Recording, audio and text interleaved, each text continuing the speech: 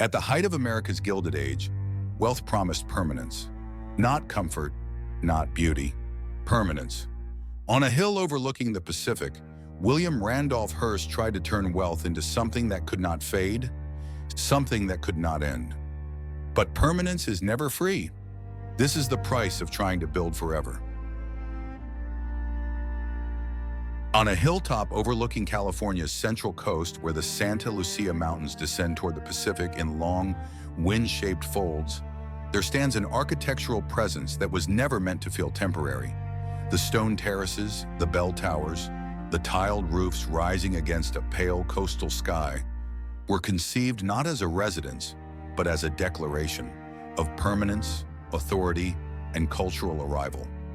Long before the name Hearst Castle entered the American imagination, this remote elevation was simply known as Camp Hill, a place of grazing land and sea fog, owned by a family whose wealth had been extracted from the violent, speculative energies of the American frontier. In the late 19th century, as the United States moved from continental expansion into industrial consolidation, architecture became one of the few languages capable of translating raw financial power into something resembling historical legitimacy. For William Randolph Hearst, that translation would consume decades, fortunes, and ultimately, the stability of his empire. The hill itself was not chosen for convenience. It was isolated, difficult to reach, and removed from urban centers of influence. Yet isolation was part of its authority. From its summit, the land falls away in every direction, producing a sense of visual dominance that mirrors older European traditions of aristocratic power. Castles, palaces, and estates were never built merely to house families. They were constructed to organize space in a way that made hierarchy visible. Height conferred command, distance created mystique. The land itself became an extension of the owner's will. Hearst, educated in Europe and deeply sensitive to symbols of cultural prestige, understood this intuitively.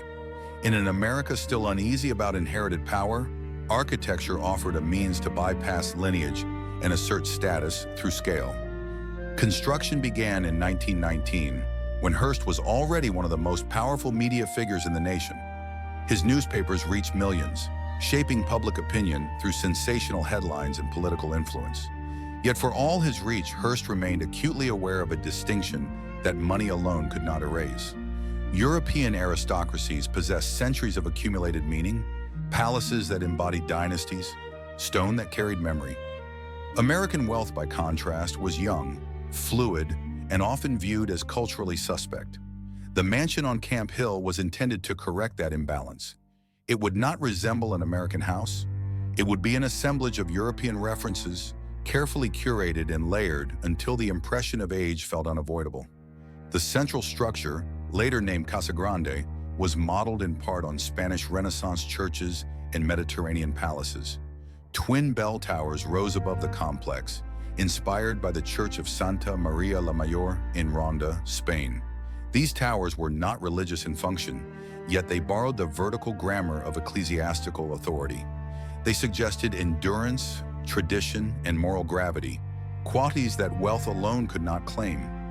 Surrounding the main building were guest houses styled as villas, each with its own courtyard, echoing the spatial logic of European estates where guests were accommodated as part of the performance of power. Movement through the property was choreographed. Arrival was delayed. Perspective shifted gradually, forcing visitors to look upward, outward, and inward in carefully controlled sequences. Inside, the architectural language continued. Ceilings were coffered with carved wood imported from Europe, some dismantled from centuries-old buildings and reassembled in California. Stone fireplaces bore the marks of earlier lives, their wear transformed into authenticity. Walls were hung with tapestries collected from monasteries and noble houses, their faded threads silently asserting historical depth. These were not decorative choices made for comfort. They were assertions of continuity, attempts to compress European time into an American present. Every corridor, every archway worked to suspend visitors in an illusion that this place had always existed, that it belonged naturally within a lineage of power stretching backward across centuries. Yet architecture, for all its visual authority, cannot escape its economic foundation. Unlike European palaces built gradually over generations, funded by land rents, taxation, and imperial extraction, Hearst Castle depended on a modern financial system that was far less forgiving. Construction was continuous, not episodic. There was no finished state, no moment when the estate was considered complete. Designs changed repeatedly, materials were reordered, structures were demolished and rebuilt. The project became an organism that consumed capital without offering closure. Julia Morgan, the architect entrusted with translating Hearst's vision into reality, worked with extraordinary discipline and adaptability. Her technical mastery allowed the complex to rise where others might have failed. But even her efficiency could not impose limits on a patron who refused to recognize them. The scale of the estate expanded far beyond its initial conception. At its height, the surrounding ranch lands covered approximately 250,000 acres, one of the largest privately owned tracts in the United States. The mansion itself grew to include 165 rooms, along with gardens, terraces, and recreational spaces that mirrored European courtly life. The Neptune pool and Roman pool, lined with marble and classical motifs, evoked antiquity rather than modern leisure. They suggested a continuity with Imperial Rome, a civilization that equated architectural grandeur with civilizational supremacy. Yet these symbols were transplanted into a 20th century economy governed by debt, advertising revenue, and fluctuating public attention.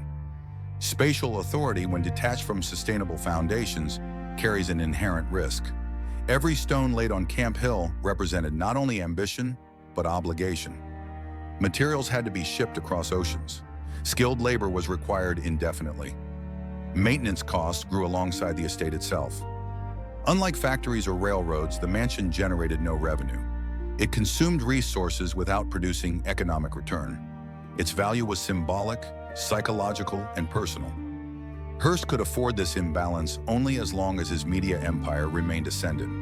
Architecture, in this sense, became a silent ledger, recording commitments that would one day demand repayment. The estate functioned as a stage for power. Politicians, actors, industrialists, and intellectuals were invited to experience its atmosphere of cultivated dominance. Evenings unfolded according to ritual.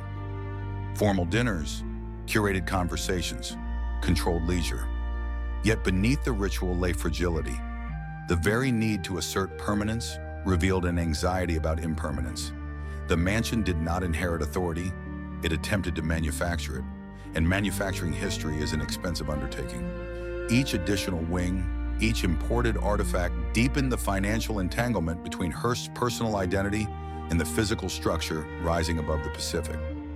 By the late 1920s, the contradictions embedded in the estate were already visible. The American economy, fueled by speculation and optimism, appeared unstoppable. Yet the same forces that allowed fortunes to grow rapidly also made them vulnerable to collapse. Hearst Castle stood as a monument to that paradox, a structure designed to deny transience, funded by systems defined by volatility. Its architecture spoke the language of dynasties, but its finances depended on circulation, credit, and constant expansion. The hilltop mansion, serene in appearance, was quietly binding its owner to an unsustainable trajectory. In the interplay between stone and capital, between European symbolism and American economics, the true meaning of the estate began to take shape. It was not merely a residence, nor even a cultural experiment. It was a test of whether architectural grandeur could stabilize modern power and whether personal ambition could override structural limits. The answer would not arrive quickly. It would unfold over decades through financial strain, public scrutiny, and the gradual erosion of an empire that believed itself too vast to fail. As the mansion on Camp Hill continued to rise, so too did the reach of William Randolph Hearst's public power. By the early 20th century, his newspapers formed one of the largest media networks in the world, stretching from San Francisco to New York, from Chicago to Los Angeles.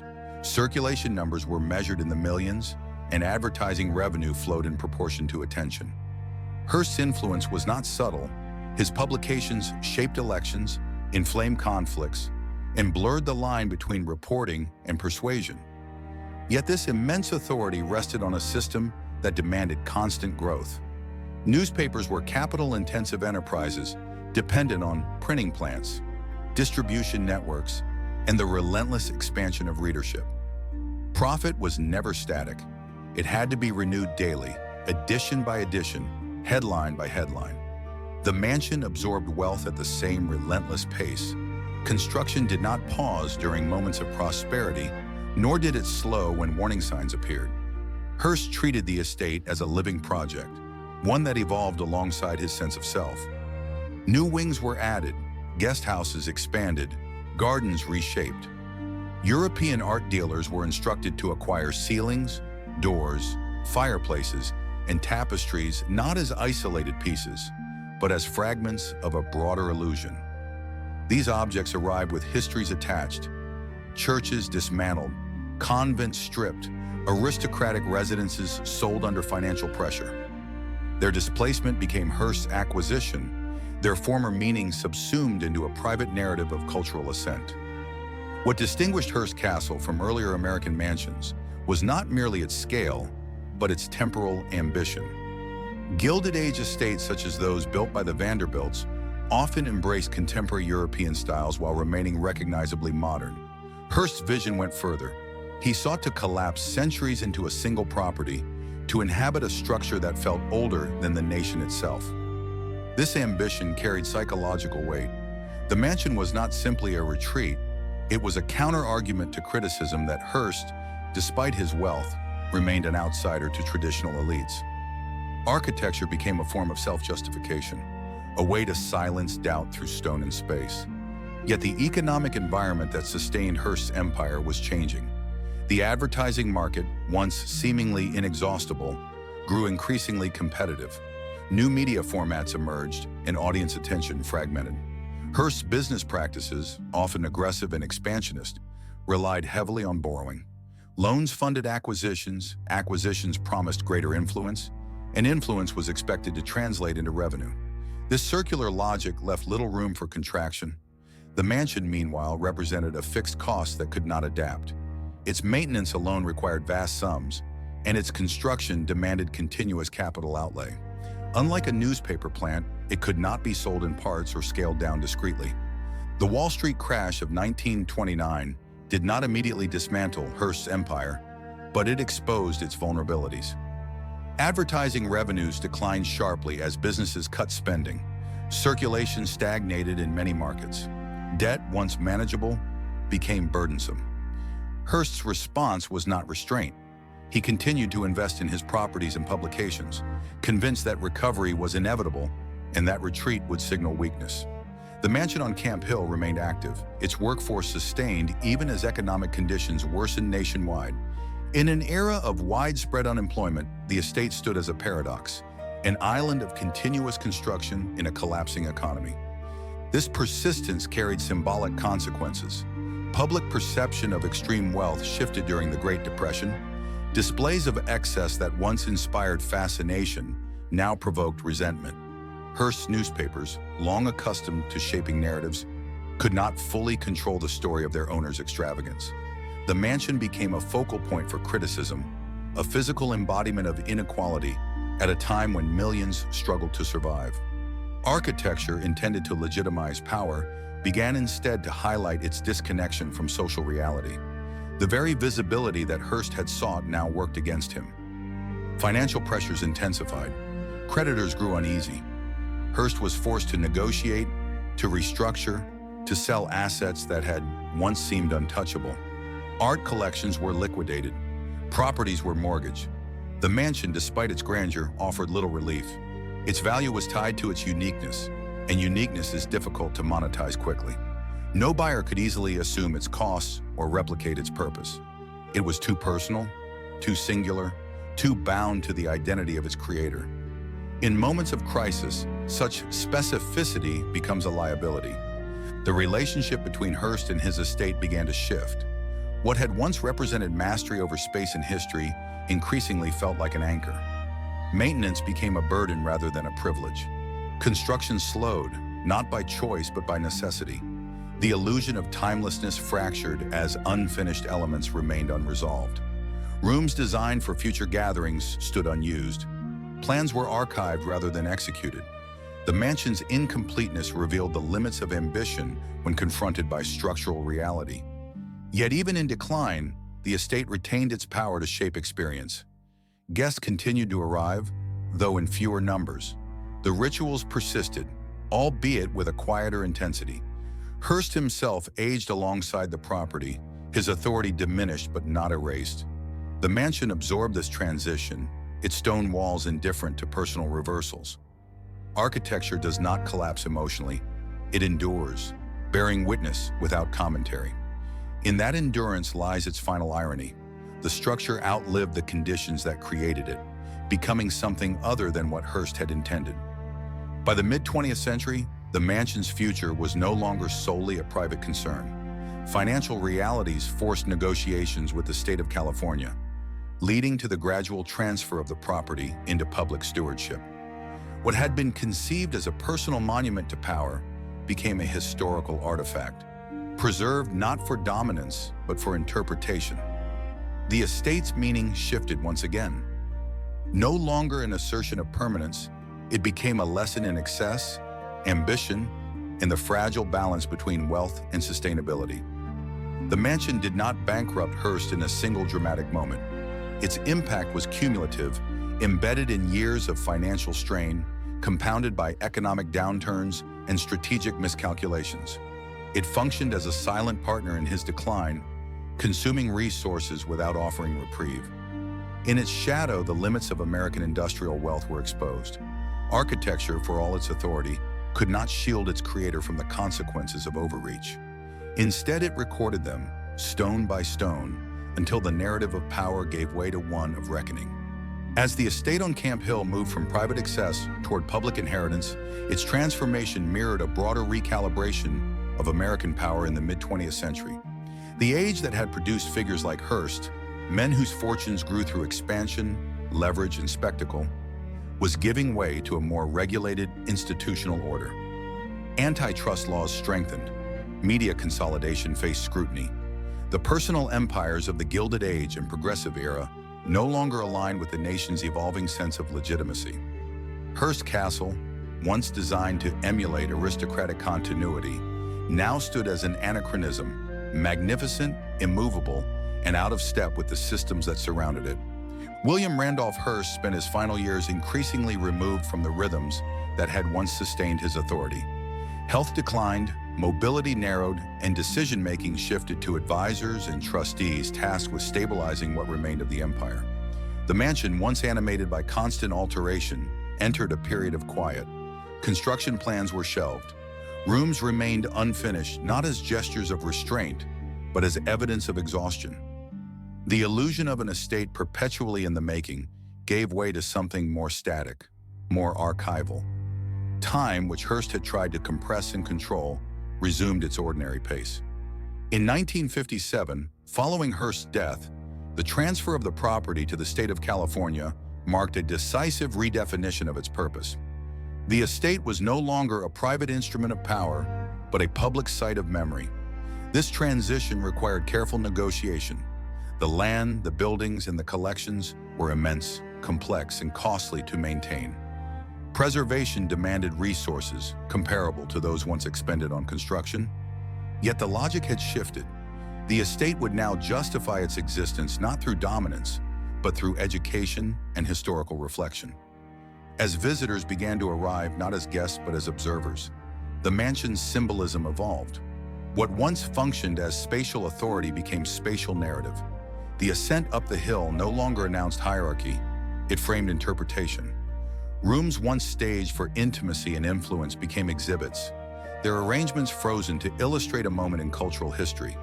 The architecture retained its power to overwhelm, but that power was now contextualized. Grandeur invited questions rather than obedience. Excess prompted analysis rather than admiration. The Neptune pool, with its classical sculptures and monumental scale, exemplified this shift. Originally conceived as a theatrical evocation of antiquity, it now appeared as a study in aspiration, an American attempt to appropriate the visual language of empire. Its beauty remained undeniable, but its meaning was no longer stable. Visitors encountered it alongside narratives of debt, labor, and economic imbalance. The pool did not change, interpretation did. Architecture, once intended to command silence, now provoked dialogue. This reinterpretation extended beyond Hearst Castle itself.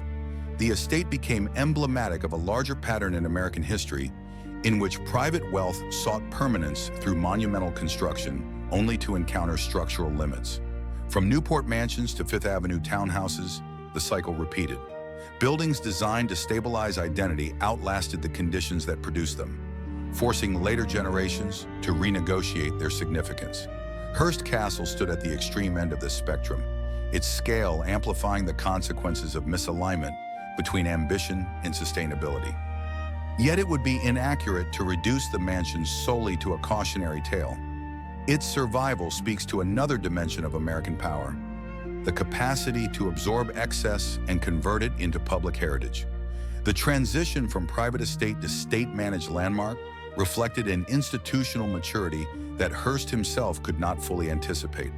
What he built to assert personal dominance ultimately contributed to a collective historical consciousness. The mansion became a place where architecture, media history, and economic transformation intersected, offering insight into the mechanisms of influence that shaped the 20th century. In this sense, Hearst Castle did not merely redefine Gilded Age excess, it redefined its afterlife. Excess, once exposed, did not vanish. It was curated, interpreted, and preserved. The stone walls continued to stand, but their authority shifted from ownership to memory. Visitors no longer encountered a living empire, but a residue of one, still imposing, still complex, but stripped of its original intent. Power, once concentrated in a single figure, diffused into narrative and context. The mansion's endurance underscores a final paradox. Architecture can magnify ambition, but it cannot resolve contradiction. Hearst Castle embodied a belief that scale could substitute for lineage, that material accumulation could simulate historical depth. For a time, that belief held. But when the economic and social conditions that sustained it dissolved, the structure remained as evidence rather than validation. Its stones did not lie, they simply outlasted their purpose. In tracing the arc of the mansion from assertion to burden, from private monument to public archive, the contours of American excess become clearer. Wealth, when untethered from restraint, seeks expression in space. Architecture answers that desire, offering form to aspiration, yet without balance, form becomes weight. Hearst Castle stands today not as a failure of design, but as a record of limits. It reminds us that power, no matter how carefully staged, is subject to forces it cannot fully command. In that reminder lies its lasting significance. To understand the deeper significance of Hearst Castle, it is necessary to place it within the psychological landscape of its creator. William Randolph Hearst did not merely accumulate wealth, he accumulated influence. And influence carries its own insecurities. Born into privilege but not pedigree, Hearst inherited money rather than a lineage sanctified by centuries. His father, George Hearst, had risen through mining, an industry defined by volatility, speculation, and sudden reversal. The fortune that enabled the mansion was itself the product of extraction and risk, not inheritance and continuity. This origin mattered. It shaped the younger Hearst's obsession with legitimacy, with translating economic success into something that appeared inevitable and enduring. Architecture offered a solution where genealogy could not.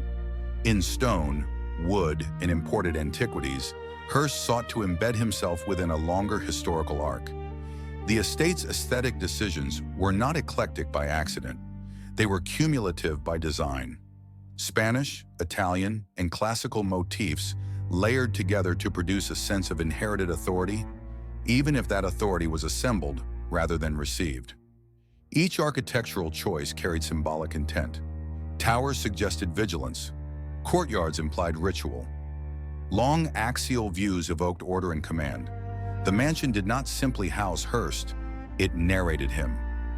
Yet narration, like journalism, requires coherence. As Hearst's financial position weakened, the story his architecture told began to fracture. The estate spoke of abundance at a time when contraction defined the national mood. It suggested timelessness in an era increasingly preoccupied with impermanence. The more the mansion insisted on permanence, the more it revealed its dissonance with reality. Architecture cannot revise its message in response to economic change. Once built, it speaks continuously, regardless of context. This rigidity contrasted sharply with the media empire that funded it. Newspapers thrived on adaptability. Headlines shifted daily. Narratives evolved to capture attention. Hearst understood volatility in print, yet resisted acknowledging it in stone. The mismatch proved costly. While publications could be sold, merged, or shuttered, the mansion remained fixed, its expenses constant. It demanded loyalty from a system that was itself unstable. In this imbalance, the estate exerted pressure not only on finances, but on decision-making. Resources diverted to maintenance were resources unavailable for innovation or consolidation elsewhere. As decades passed, the estate's meaning drifted further from its origin. For later generations, Hearst Castle became less a symbol of personal power and more a case study in American ambition. Scholars, historians, and visitors approached it not to admire its success, but to interrogate its implications. The question shifted from, what does this represent, to why was this necessary? In that shift, the mansion entered a different historical register. It became evidence rather than assertion. The preservation of the estate ensured that this evidence would remain accessible.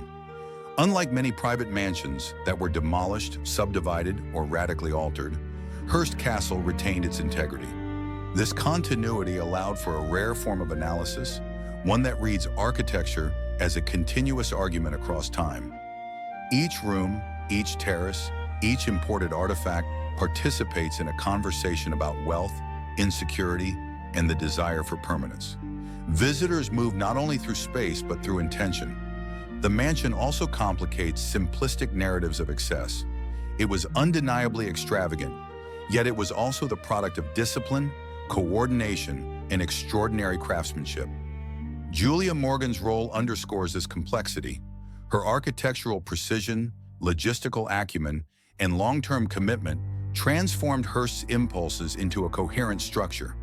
Without her restraint, the estate might have collapsed under its own ambition. Her presence introduces a counterpoint, a reminder that excess often relies on unseen rigor to sustain itself. In the end, Hearst Castle does not offer a single moral. It resists reduction. It is at once a triumph of design and a monument to imbalance, a personal refuge and a public reckoning. Its bankruptcy was not merely financial, it was conceptual. The belief that architecture alone could stabilize identity proved insufficient. Power required adaptability, restraint, and alignment with broader systems, qualities the mansion could not provide. Standing today above the Pacific, the estate remains serene, its surfaces untouched by the urgency that once drove its creation. The silence that surrounds it is not emptiness, but accumulation. The accumulation of decisions, ambitions, and consequences. Hearst Castle endures not because it succeeded in its original purpose, but because it reveals the cost of pursuing permanence in a world defined by change. In that revelation, it fulfills a different role than Hearst intended, one that continues to resonate long after the empire that built it has receded into history. In the broader arc of American history, Hearst Castle occupies a transitional space between the age of personal empires and the rise of institutional authority. The mansion was conceived at a moment when individual wealth could still aspire to rival the symbolic weight of nations and dynasties. Yet it matured in an era increasingly skeptical of such aspirations. This tension shaped not only the fate of the estate, but the way it has been understood ever since. Hearst Castle did not fail quietly, it failed visibly, precisely because it insisted on visibility as proof of legitimacy. The decline of Hearst's financial independence unfolded gradually, masked by the sheer scale of his holdings. Newspapers closed, merged, or were sold, but the network as a whole appeared intact. The mansion, however, revealed the underlying strain. Its needs were constant and uncompromising. Unlike businesses that could adapt to reduced demand, the estate required care regardless of circumstance. Roofs needed repair. Imported materials demanded specialized maintenance. Staff were necessary simply to keep the property functional. What had once been an expression of control became a structure that dictated terms. This reversal illuminates a central paradox of monumental architecture. Designed to assert dominance over time, such structures often bind their creators to inflexible obligations. European aristocracies sustained palaces through systems of land tenure, taxation, and hereditary succession. Hearst, operating within a modern capitalist framework, lacked those stabilizing mechanisms. His wealth was liquid, leveraged, and dependent on public attention. When that attention shifted, the foundation beneath the mansion weakened. The building remained, but the system that fed it faltered. Public ownership transformed this vulnerability into resilience. Under state stewardship, the estate's costs were distributed across a broader base, justified by educational and cultural value rather than personal ambition. What Hearst could not sustain alone became manageable collectively. This transition underscores a larger truth about power in modern societies. Durability increasingly depends on institutions rather than individuals. Hearst Castle survived not because its creator succeeded indefinitely, but because its meaning was redefined in alignment with public interest. Today, the estate functions as a lens through which to examine the aspirations and contradictions of the Gilded Age and its aftermath. Visitors encounter beauty alongside imbalance, craftsmanship alongside excess. The mansion does not instruct explicitly, it invites reflection. Its grandeur provokes admiration, but its history tempers that response with context. In this balance lies its enduring relevance. It does not celebrate wealth uncritically, nor does it condemn ambition outright. Instead, it preserves a moment when American power sought permanence through form and discovered the limits of that pursuit. The story of Hearst Castle is therefore not confined to one man or one estate. It speaks to a recurring pattern in history in which wealth attempts to solidify itself through architecture, only to confront the realities of economic change. The mansion's bankruptcy was not a sudden collapse, but a slow reckoning, a realization that permanence cannot be purchased outright. In preserving that realization, the estate fulfills a role more enduring than the one originally intended. As the Pacific fog drifts across the hilltop and the stone terraces absorb the changing light, the mansion continues to stand, neither triumphant nor defeated. It exists as a record, a question, and a warning. Power can be built, displayed, and curated, but it cannot be frozen in place. Hearst Castle endures precisely because it demonstrates this truth, quietly and without spectacle, long after the era that produced it has passed. The legacy of Hearst Castle becomes most visible when examined through the lives it quietly displaced and the labor it required to exist. Behind the illusion of effortless grandeur lay a continuous, often invisible workforce: craftsmen, laborers, gardeners, engineers, domestic staff, whose lives intersected with the estate not as symbols, but as necessity. Their presence complicates the narrative of excess, grounding it in human time rather than architectural fantasy. The mansion did not rise through vision alone. It rose through coordination, discipline, and repetition, sustained by individuals whose names rarely entered the historical record. Construction crews worked across decades, adapting to shifting plans and evolving demands. Materials arrived from across the world, but they were shaped and assembled by local hands. Stone was cut, lifted, and fitted under the California sun. Timber ceilings were installed with precision that concealed their effort. Plumbing, electrical systems, and structural reinforcements were integrated into a design that sought to appear ancient while relying on modern technology. The estate's aesthetic of timelessness depended on contemporary expertise, creating a quiet contradiction between appearance and reality. Domestic staff maintained the illusion once construction slowed. The scale of the mansion required routines more akin to an institution than a household. Rooms were cleaned regardless of use. Pools were maintained even when unoccupied. Gardens were trimmed to preserve visual order rather than agricultural function. This labor was continuous, its rhythm indifferent to economic cycles. When Hearst's finances deteriorated, these routines became increasingly difficult to justify, yet impossible to abandon. The mansion demanded constancy from those who served it, even as the systems that paid them grew unstable. The human cost of monumental ambition is rarely dramatic, but it is cumulative. Workers adapted their lives to the needs of a structure that did not adapt in return. In this way, Hearst Castle exemplified a broader pattern in which architecture organizes not only space, but time.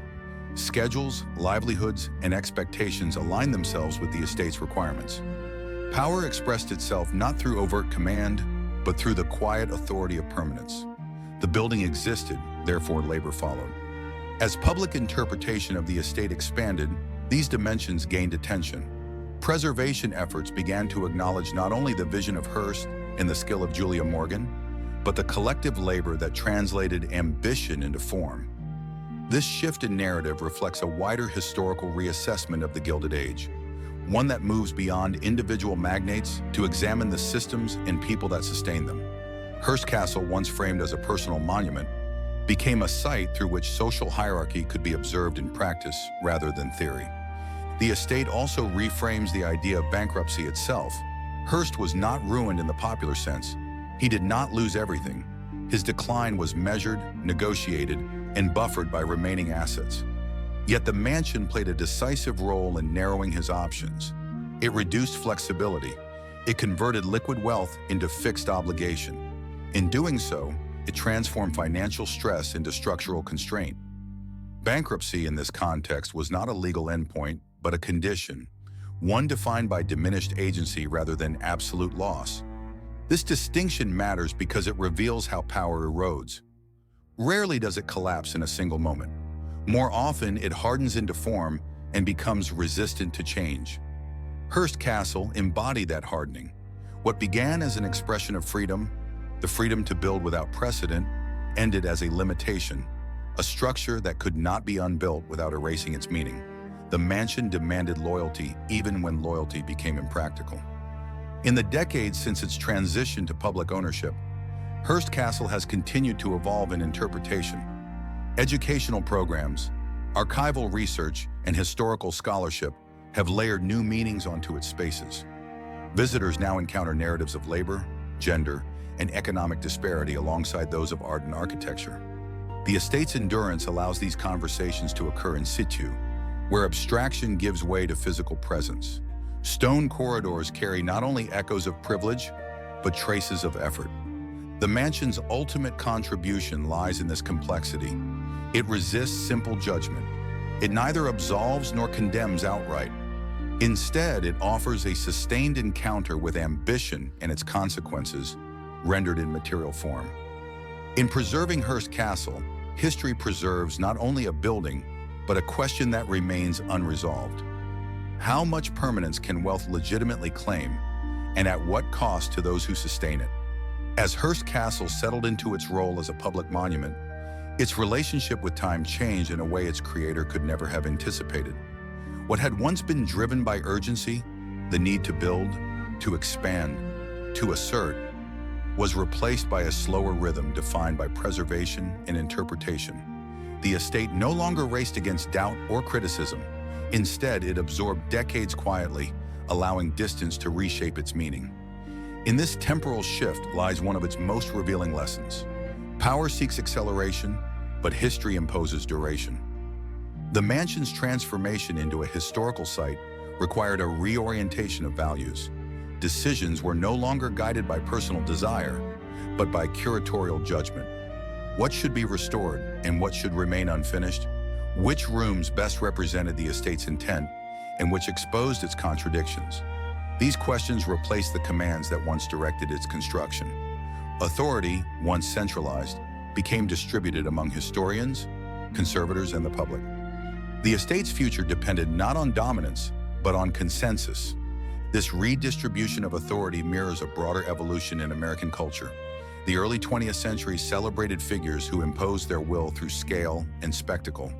By the mid-century, legitimacy increasingly flowed from institutions that promised accountability and continuity. Hearst Castle straddles these worlds.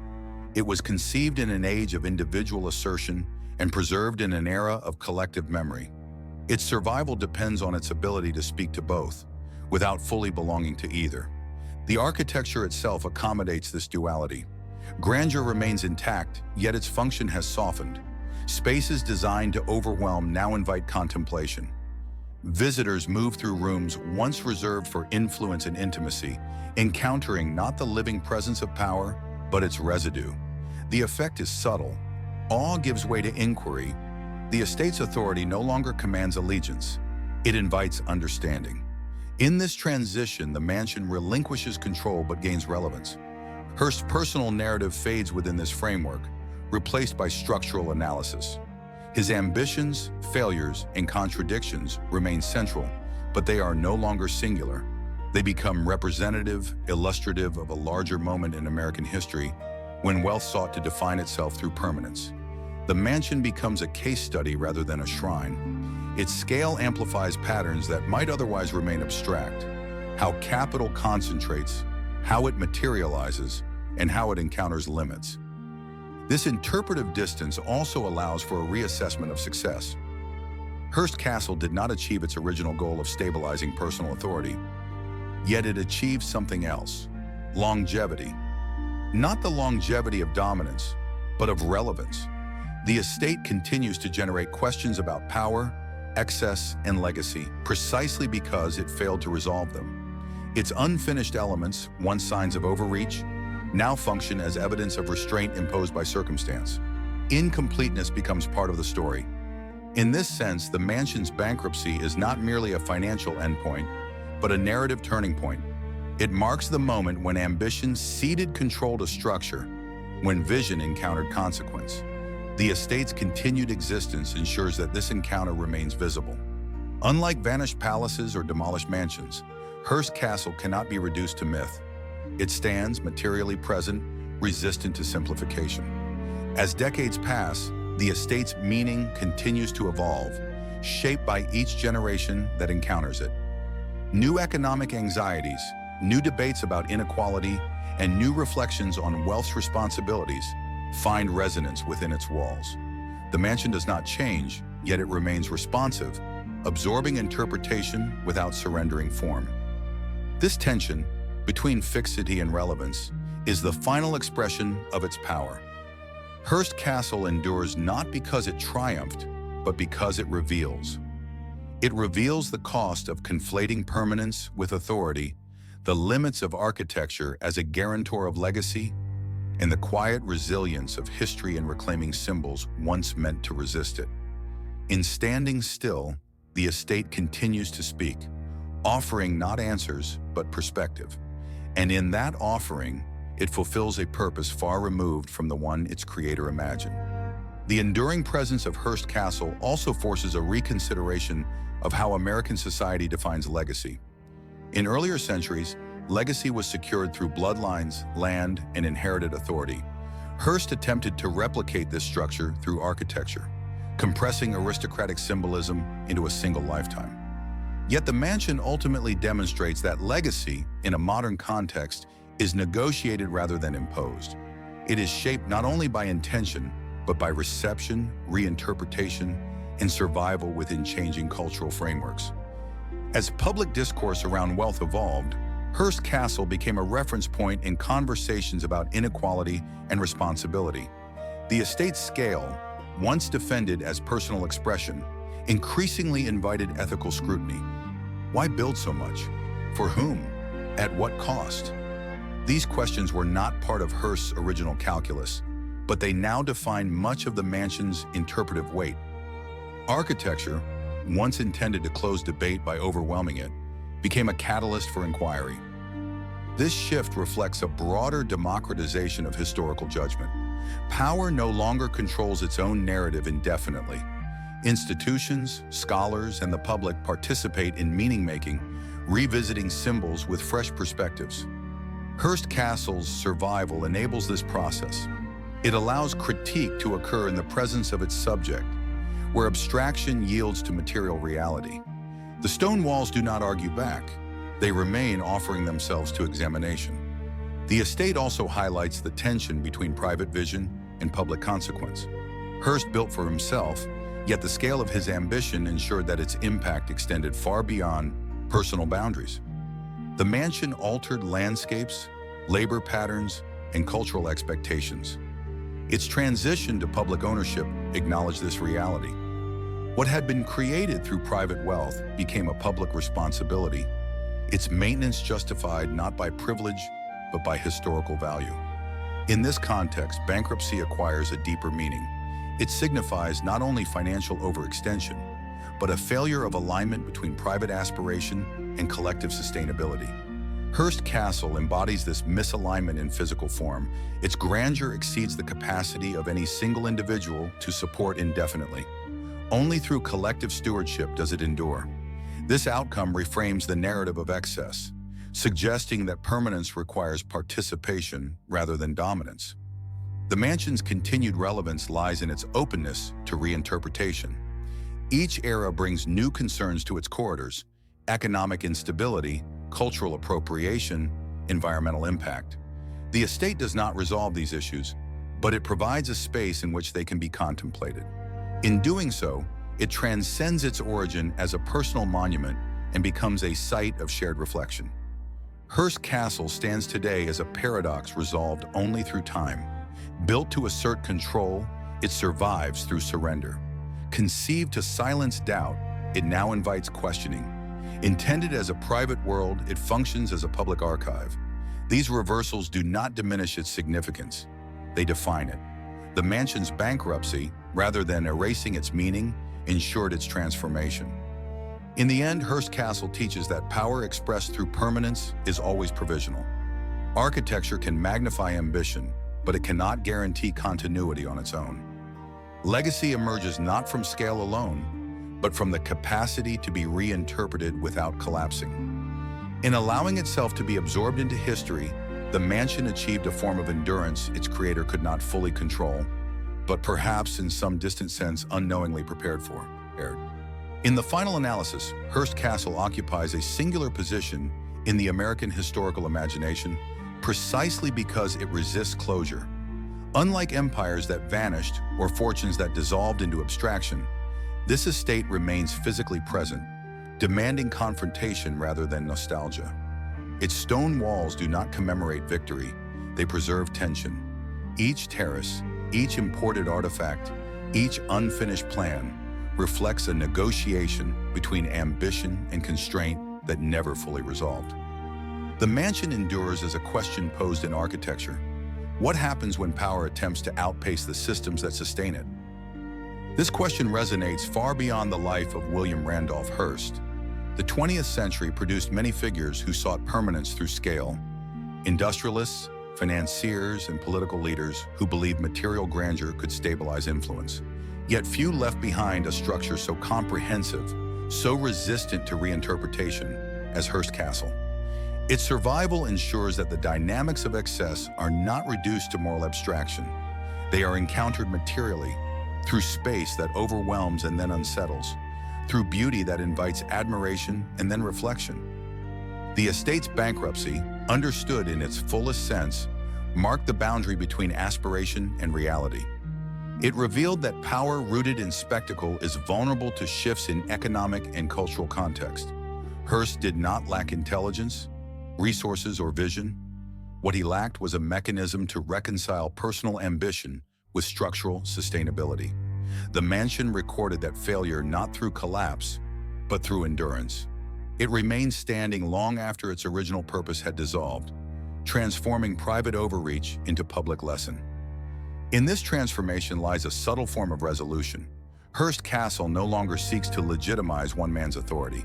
Instead, it legitimizes inquiry.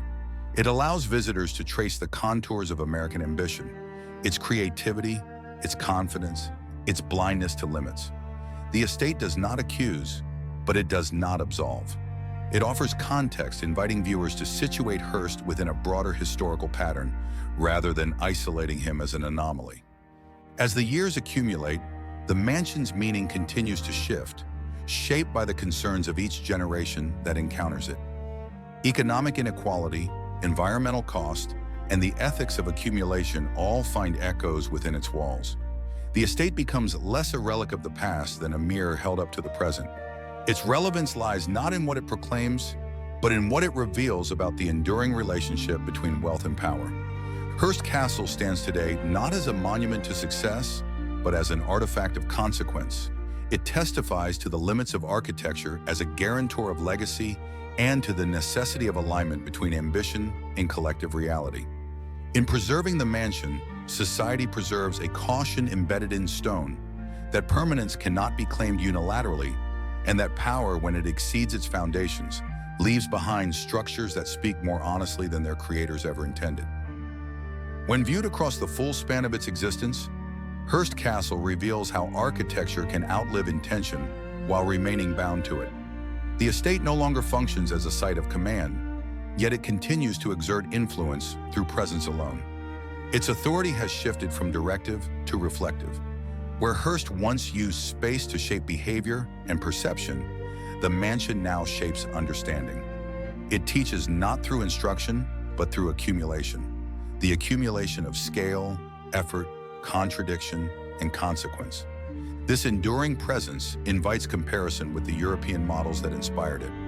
Many of the palaces Hearst admired were themselves the products of excess, sustained by systems that ultimately collapsed. Versailles survived the French monarchy not because it fulfilled its original purpose, but because it was absorbed into a different political and cultural order. Hearst Castle followed a similar trajectory, though compressed into a single lifetime. What took European dynasties centuries to build and lose, Hearst attempted to replicate within decades. The result was not equivalence, but exposure. The speed of American wealth rendered its vulnerabilities more visible. In this exposure lies the estate's historical value. Hearst Castle demonstrates how modern power, lacking inherited continuity, seeks substitutes in material form. Architecture becomes a proxy for lineage, art a proxy for tradition. Yet these proxies cannot fully replicate the stabilizing effects of time. They can only simulate it. When economic conditions shift, simulations falter. The mansion's bankruptcy, therefore, was not an aberration, but an outcome consistent with the systems that produced it. The estate also reframes the concept of ambition. Hearst's vision was not small, nor was it irrational within the context of his era. He operated in a culture that rewarded expansion and equated scale with success. The mansion emerged from that logic, extending it into physical space. Its failure suggests not moral deficiency, but structural miscalculation. Hearst misjudged the durability of the systems that sustained him, believing them capable of supporting permanence where they offered only momentum. As a public landmark, the estate continues to accumulate meaning beyond its original scope. It hosts not power brokers, but citizens.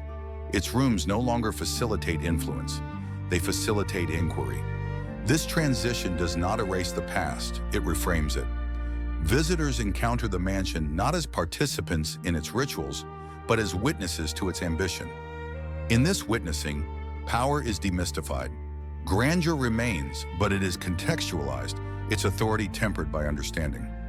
Hearst Castle's ultimate legacy lies in its refusal to disappear.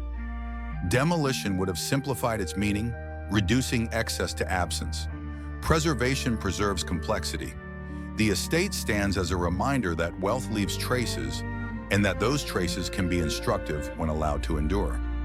Its continued existence ensures that the conversation it embodies about power, ambition, and sustainability remains open. In this openness, the mansion achieves a form of relevance that Hearst could not have engineered. It becomes a site where history resists closure, where questions outlast answers. The estate no longer asserts permanence, it interrogates it. In doing so, it fulfills a role more aligned with historical truth than personal aspiration. The stone walls, once intended to silence doubt, now give it space to speak. In the quiet continuity of its present state, Hearst Castle demonstrates how power, once externalized into architecture, becomes subject to forces beyond control. Weather erodes stone, salt air dulls metal. Maintenance replaces construction as the dominant activity. These processes are slow, unremarkable, and relentless, yet they define the estate's current existence more than any moment of grandeur ever did. What was once built to resist time now survives by negotiating with it. Preservation is not triumph, it is compromise. This shift underscores a broader transformation in how societies relate to monuments of excess. Where earlier generations might have interpreted such structures as validations of success, contemporary audiences approach them with analytical distance. The mansion no longer competes for admiration alone, it competes for relevance. Its meaning must be continually justified through education, scholarship, and public engagement. In this sense, Hearst Castle remains economically active, but in a fundamentally different register. Its value lies not in ownership, but in interpretation. The estate's endurance also highlights the limitations of individual agency in shaping historical memory. Hearst exercised extraordinary control over his public image during his lifetime, yet he could not dictate how future generations would interpret his most ambitious creation. Architecture, once completed, becomes vulnerable to reinterpretation precisely because it cannot defend itself. It stands open to reading, its intentions inferred rather than declared. Hearst Castle, stripped of its original narrative framework, has become a text read by historians rather than a statement issued by its builder. This vulnerability is not a weakness. It is the condition that allows monuments to outlive ideology. By relinquishing control, the estate entered history rather than remaining trapped in personal mythology. Its transformation into a public site did not neutralize its power. It redistributed it. Authority shifted from assertion to evidence. The mansion now persuades through presence, not command, offering material proof of a moment when American wealth attempted to transcend its own impermanence. The lesson embedded in this transformation is neither moralistic nor reductive. Hearst Castle does not argue against ambition. It contextualizes it. It reveals how ambition, when untempered by structural awareness, produces forms that endure beyond their utility. These forms then require reinterpretation to remain meaningful. The estate survives because it can be reframed, not because it achieved its original aim. In standing above the Pacific today, the mansion occupies a position of quiet witness. It no longer seeks to dominate the horizon symbolically. It observes it. The relationship between structure and landscape has softened. What was once imposed now coexists. This coexistence reflects the estate's final adaptation. It has learned to remain without insisting. In doing so, it offers a perspective unavailable to structures that vanished or were erased. Hearst Castle endures as a material reminder that power leaves behind more than outcomes. It leaves behind obligations. The obligation to maintain, to interpret, and to confront the consequences of ambition falls to those who inherit its forms. In accepting that responsibility, society transforms excess into understanding. The mansion's bankruptcy, once a private burden, becomes a public resource, an opportunity to examine the limits of wealth without abstraction. Through this lens, the estate achieves its most enduring relevance. It becomes not a monument to failure or success, but a record of transition. It marks the point where personal empire yielded to historical process, where assertion gave way to reflection. In that transition, Hearst Castle finds a permanence different from the one it was built to secure, less commanding, more honest, and ultimately more sustainable. In its final reckoning, Hearst Castle reveals how the language of power changes when stripped of urgency. What remains is not spectacle, but residue, the accumulated evidence of decisions made under the assumption that scale could outlast circumstance. The mansion no longer competes with the future. It belongs to the past in a way that is neither nostalgic nor dismissive. Its presence is quiet, its authority indirect. It persists not because it commands relevance, but because it accepts reinterpretation. This acceptance distinguishes Hearst Castle from monuments that insist on singular meaning. The estate no longer asserts what it is meant to represent. It allows meaning to emerge through encounter. Visitors walk its terraces without obligation to admire or condemn. They are free to observe, to measure distance between intention and outcome, to recognize how ambition materializes and how it falters. The mansion becomes less a statement and more a condition, an environment shaped by the convergence of wealth, insecurity, craftsmanship, and historical timing. The bankruptcy that reshaped Hearst's relationship to his estate thus acquires a broader significance. It marks the point at which private authority yielded to historical process. Hearst did not lose the mansion through defeat alone. He lost exclusive authorship over its meaning. Once that authorship dispersed, the estate entered a different form of permanence, one governed by inquiry rather than control. This shift ensured its survival. Structures that refuse reinterpretation often disappear. Those that allow it endure. Hearst Castle now stands within a lineage of places whose significance deepens with distance. Like other monumental estates born of concentrated power, it has become a site where ambition can be studied rather than enacted. Its endurance lies in its capacity to hold contradiction without resolution. It neither vindicates nor condemns its creator. Instead, it situates him within a system that rewards expansion and punishes imbalance. The mansion records that system in stone, offering no commentary, only presence. In this presence lies its final authority. Hearst sought permanence through architecture, believing that scale could stabilize legacy. What he achieved instead was a structure that exposes the fragility of that belief. The mansion's survival depends not on dominance, but on humility imposed by time. It stands because it no longer insists on its original purpose. In relinquishing that insistence, it becomes more durable than ambition itself. As the estate continues to weather seasons and interpretation, it fulfills a role more complex than the one envisioned at its inception. It becomes a space where history remains active, where questions outlast answers, and where the cost of excess is neither forgotten nor simplified. Hearst Castle endures not as a monument to triumph, but as a testament to limits, into the quiet persistence of history in reclaiming what power once sought to fix in place. Even after decades of scholarship, preservation, and public access, Hearst Castle continues to resist final interpretation because it sits at the intersection of two historical forces that rarely align: the desire for permanence and the reality of economic motion. The estate was conceived as a fixed point in a world of flux, yet it was financed by systems that thrived on circulation, leverage, and expansion. This contradiction was never resolved during Hearst's lifetime. Instead, it was transferred forward, embedded in the structure itself, waiting for history to apply pressure. The mansion's continued existence reveals how excess does not simply disappear when its original logic collapses. It transforms. Hearst Castle did not vanish with the weakening of its creator's power. It became something slower, heavier, and more reflective.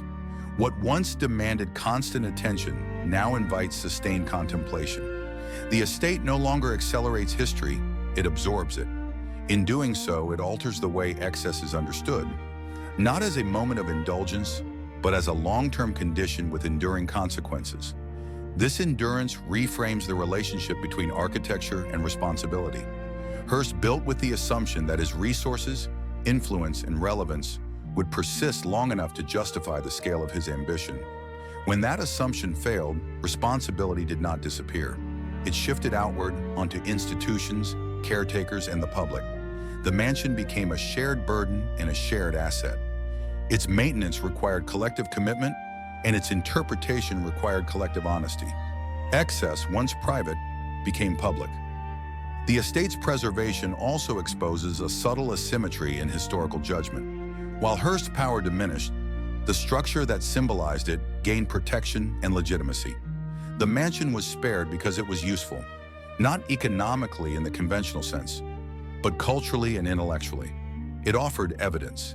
It allowed future generations to examine the mechanics of power without relying solely on documents or abstractions.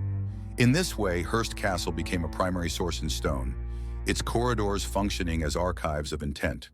Yet the mansion's authority remains contingent. It must continually justify its place within the present. Preservation is not passive. It requires resources, expertise, and consensus. Each generation decides implicitly whether the estate still matters. That it continues to be maintained suggests that its questions remain unresolved. Wealth still seeks permanence. Architecture still serves as a language of power. The conditions that produced Hearst Castle have not vanished, they have evolved. In this ongoing relevance lies the estate's quiet insistence. It does not argue, but it persists. It stands as a reminder that ambition leaves material traces, and that those traces demand interpretation long after ambition itself has faded. Hearst Castle no longer belongs to its creator. It belongs to history, and to the responsibility that history imposes on those who inherit its forms. As the decades extend further from the moment of its creation, Hearst Castle increasingly functions as a threshold rather than a destination. It marks the boundary between two conceptions of power, one rooted in personal accumulation and visual dominance, the other grounded in institutional continuity and public accountability. Crossing that threshold alters how the estate is perceived. What once demanded reverence now invites assessment. What once projected certainty now accommodates doubt. This evolution is not imposed upon the structure. It emerges from the changing conditions that surround it. The mansion's survival also underscores the limits of authorship in material form. Hearst believed that by shaping space, he could shape meaning indefinitely.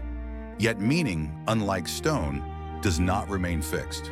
It responds to context, to shifting values, to new historical questions. The estate demonstrates how architecture can preserve intention while simultaneously undermining it. The very completeness of Hearst's vision made its contradictions legible. Excess was not hidden, it was monumentalized. In time, monumentality became transparency. This transparency distinguishes Hearst Castle from symbols that rely on distance or abstraction. Visitors encounter it directly, physically, without mediation. The climb up the hill, the sequence of rooms, the overwhelming scale all remain intact. Yet the emotional response they generate has changed. Awe is now tempered by awareness. Grandeur no longer implies inevitability. Instead, it highlights fragility. The estate reveals how quickly certainty can harden into burden when conditions shift. In this light, Hearst's bankruptcy assumes its final form, not as personal failure alone, but as structural revelation. It exposed the limits of a system that rewarded expansion without guaranteeing endurance. The mansion did not cause that exposure, it recorded it.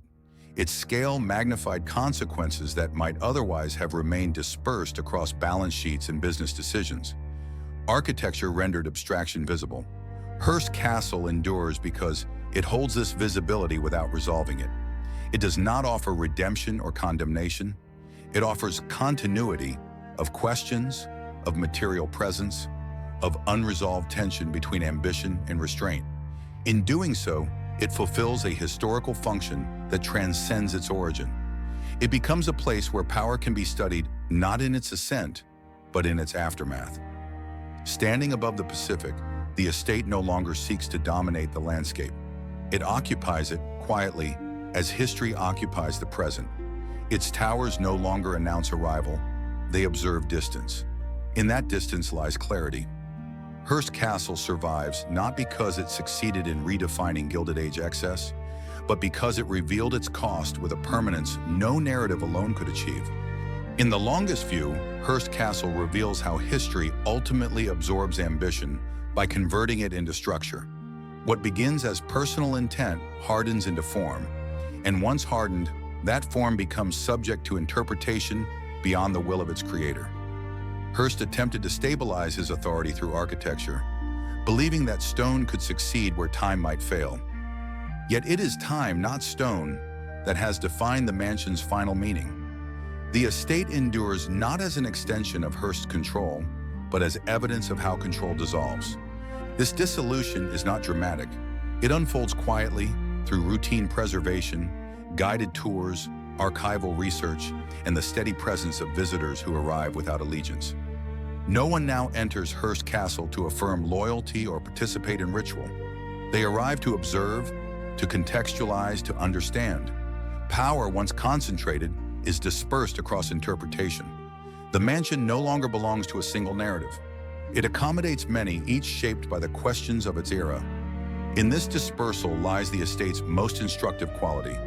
Hearst Castle demonstrates that excess cannot be undone, only recontextualized. The resources consumed in its construction are irretrievable. The labor expended cannot be reclaimed. What remains is form, and form demands meaning. Preservation answers that demand by refusing erasure. It insists that ambition be confronted rather than forgotten. In doing so, it transforms a private overreach into a collective point of reference.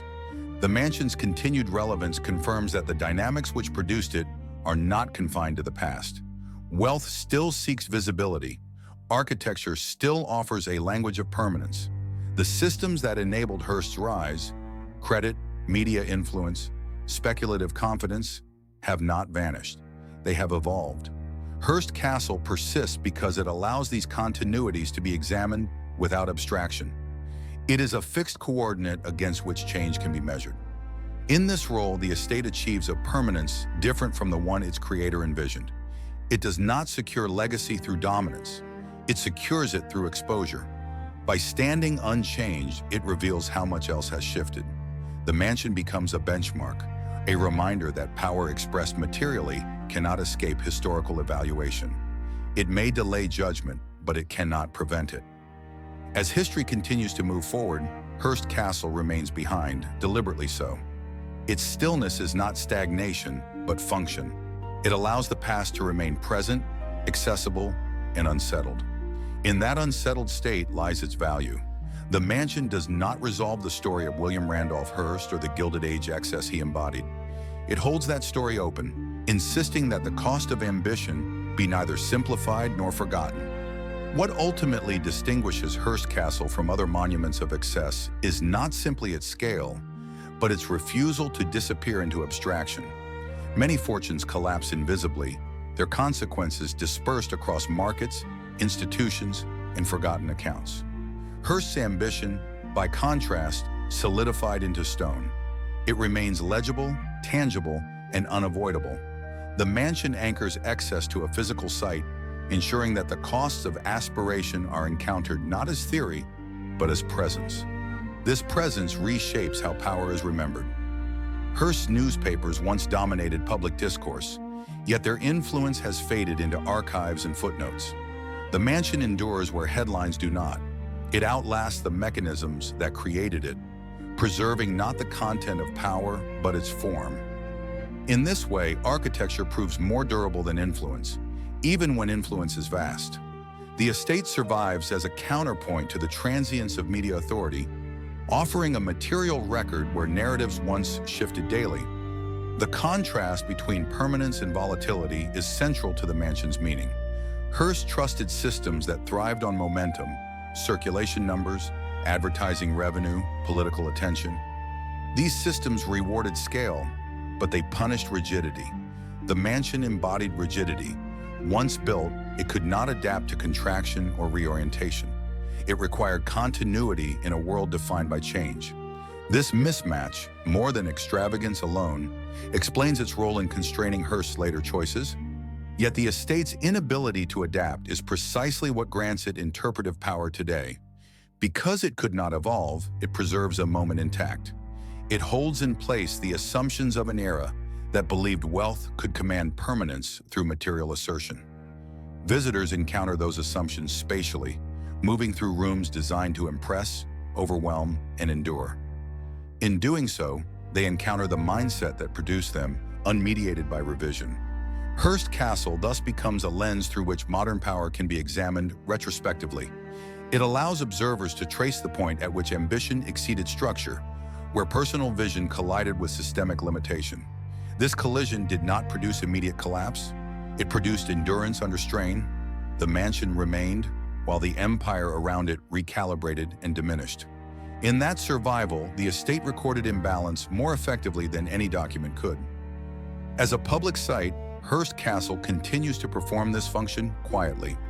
It does not announce its lesson. It allows it to be discovered. The experience of scale, isolation, and accumulation speaks for itself. Visitors sense the effort required to maintain such a place, the resources bound into its walls, the labor embedded in its surfaces. The mansion communicates not through argument, but through weight. In this weight lies its final significance. Hearst Castle reminds us that power, when externalized into form, becomes accountable to time. It cannot retreat, reinterpret itself, or negotiate invisibility. It must endure scrutiny as long as it endures at all. The mansion survives because it accepts that scrutiny, standing exposed to history rather than sheltered from it. In doing so, it fulfills a role more enduring than dominance. It becomes a record of ambition measured against reality. As the story of Hearst Castle draws toward its furthest horizon, its significance settles into something quieter and more enduring than the ambitions that first shaped it. The mansion no longer belongs to the drama of rise and decline. It belongs to duration. Its continued presence affirms that history does not erase success. It absorbs it, repurposes it, and holds it in place as a reference. Hearst Castle stands not as an endpoint, but as a fixed marker against which shifting ideas of power, wealth, and responsibility are measured. In this role, the estate reveals a final irony. Hearst sought permanence through control, over space, over narrative, over perception. Yet the permanence he achieved emerged only after control was relinquished. Once the mansion passed from private possession into collective stewardship, it gained the stability that personal authority could not secure. The estate survived because it no longer depended on one man's fortunes or decisions. It became sustained by systems designed to outlast individuals. This transition completes the arc of the mansion's meaning. What began as an assertion of dominance concludes as an invitation to reflection. The stone terraces, the imported ceilings, the monumental scale remain unchanged, but their function has shifted. They no longer proclaim inevitability. They provoke context. The mansion's endurance rests not in its ability to command attention, but in its capacity to hold questions open across generations. Hearst Castle ultimately teaches that legacy cannot be engineered through accumulation alone. It emerges through alignment with forces larger than ambition, time, institution, and shared memory. The mansion's bankruptcy marked the moment when that alignment failed privately and was restored publicly. In surviving that transition, the estate found a permanence deeper than the one its creator intended. Standing above the Pacific, unchanged yet reinterpreted, Hearst Castle endures as a material record of excess converted into understanding. It remains not because it triumphed, but because it reveals, and in that revelation, history completes its work. At its furthest distance from the moment of its creation, Hearst Castle stands as a rare artifact in American history, a structure that exposes the full life cycle of concentrated power without interruption. It was conceived in confidence, expanded in certainty, strained in silence, and preserved in acknowledgement of its limits. Few monuments survive long enough and intact enough to allow such continuity of reading. Few are still invited. The estate remains open precisely because it no longer claims authority over its own interpretation. This openness is the mansion's final transformation. Hearst built to control experience, to guide movement, orchestrate impression, and shape perception. Today, that control has dissolved. Visitors are no longer directed toward affirmation, but toward awareness. The ascent to the hilltop no longer signals arrival into privilege.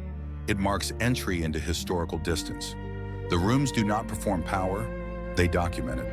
What was once an instrument has become evidence. In this state, Hearst Castle completes its inversion. The architecture that once sought to deny impermanence now demonstrates it, not through decay or ruin, but through survival under altered meaning. The estate proves that permanence does not belong to intention, but to adaptation. It remains because it can be reread, not because it succeeded in fixing identity. In yielding to history, it achieved a durability that ambition alone could not secure. The mansion's role as a public site ensures that this lesson persists. It allows excess to be examined without spectacle and ambition to be weighed without myth. Hearst Castle does not resolve the contradictions of wealth and power, it preserves them. In doing so, it offers a form of historical honesty, rare among monuments born of dominance. What endures above the Pacific is not the triumph Hearst envisioned, nor a failure neatly concluded, but a structure held in balance by time. Stone, once meant to assert certainty, now sustains inquiry. The estate remains not as a monument to one man, but as a record of how power seeks permanence, and how history ultimately decides its terms. With the passage of more than a century since its conception, Hearst Castle now exists in a condition that history rarely grants to monuments of excess: clarity without erasure. The estate has not been softened into romance, nor reduced to cautionary caricature. It stands intact, its scale uncompromised, its contradictions unresolved. In this intactness lies its enduring power. The mansion allows the viewer to encounter ambition without mediation, to see how confidence translated itself into form, and how that form persisted beyond the conditions that made it possible. What emerges most clearly at this distance is the relationship between visibility and vulnerability. Hearst believed deeply in visibility as a source of authority. His newspapers amplified it. His architecture embodied it. Yet visibility also ensured that limits could not be hidden. When economic strain arrived, it arrived in full view, attached to a structure that could not be downsized, concealed, or reframed quickly. The mansion rendered financial imbalance legible in a way balance sheets never could. It made overreach spatial. This spatialization of excess is what secures the estate's place in historical consciousness. Hearst Castle does not require explanation to communicate scale, cost, or ambition. One moves through it and understands intuitively the magnitude of resources bound into its walls. The estate teaches through experience rather than argument. It does not persuade, it presents. In doing so, it bypasses ideology and reaches perception directly. The mansion also exposes a deeper truth about American power at the turn of the 20th century. Unlike European aristocracies, which embedded authority in land, lineage, and ritual over centuries, American magnates often sought immediacy. They attempted to compress history, to purchase continuity rather than inherit it. Hearst Castle represents one of the most complete expressions of that impulse. Its bankruptcy reveals the risk inherent in acceleration. What is built too quickly carries the strain of speed within it. Yet the estate's survival complicates any simple reading of failure. Hearst did not succeed in securing permanent personal dominance, but he did succeed in leaving behind a structure capable of bearing historical weight. The mansion became useful to society precisely because it exceeded its original purpose. It offered material for reflection, scholarship, and public memory. In this unintended usefulness lies its redemption, not moral but historical. Hearst Castle today exists in equilibrium with its environment. The land that once framed authority now frames continuity. The ocean, the hills, and the sky remain indifferent, placing the mansion within a scale that no human ambition can dominate. This indifference is instructive. It situates excess within a broader temporal and natural order, reminding viewers that permanence is always relative. As long as the estate remains, it will continue to perform this function. It will stand as a fixed final chapter of a story that could not conclude itself. The mansion does not close the narrative of Gilded Age excess. It holds it open, insisting that the consequences of ambition be seen, measured, and reconsidered over time. In that insistence lies its quiet authority. In the end, Hearst Castle stands as a structure that history did not finish judging, but chose instead to keep. It remains because it holds meaning that cannot be fully exhausted, because it allows power to be examined without distortion, softened neither by nostalgia nor sharpened into condemnation. The mansion survives as an object lesson rendered in stone, one that resists simplification precisely because it was built without restraint. What Hearst attempted was not unusual for his era, only more complete.